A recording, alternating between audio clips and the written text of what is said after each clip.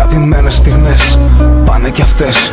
Αλλάξανε τα πράγματα, τίποτα δεν είναι όπως χθες. Αλλά τι κλαις και τι στεναχωριέσαι, έτσι είναι η ζωή. Μια πεθαίνεις, μια γεννιέσαι.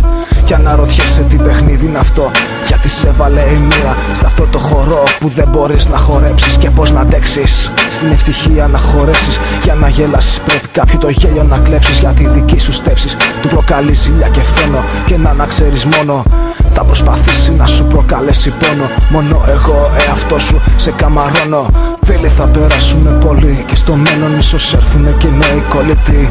Μα μη βασίζεσαι σε αυτούς τους δίθεν κολλητούς. Σε προδώσανε κι αυτοί, μ' ακούς? Μόνο η οικογένεια σου αν σ' αγκαλιάσει απ' την αρχή θα είναι μαζί ως το τέλος μόνο αυτή. Και μην ακούς λόγια ψεύτικα, χρόνια τα ανέχτηκα και χαρά δεν γεύτηκα ποτέ μου.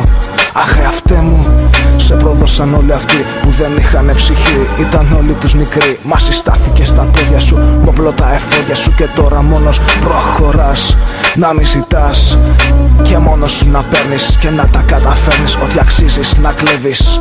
Άκουσε λοιπόν μια ακόμα συμβουλή. Ελάχιστοι μη φίλοι και άπειροι εχθροί.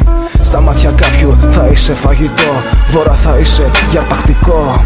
Μα μην αφήσεις ποτέ να σου συμβεί αυτό. Του κάθε πούστη να σε εσύ το ρεχτικό.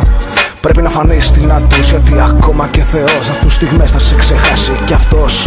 Και τότε πες μου ποιος θα είναι κοντά σου, να σε βοηθήσει να πλησιάσεις έστω λίγο τα νερά σου. Άντε γεια σου, θα σου πουν γνωστοί και φίλοι. Θα σου κλείσουνε στη μούρη την πύλη που οδηγεί στη βοήθεια. Κι αυτή είναι η μόνη αλήθεια. Θα σου πληγώσουν ό,τι κρύβεις μες στα στήθια.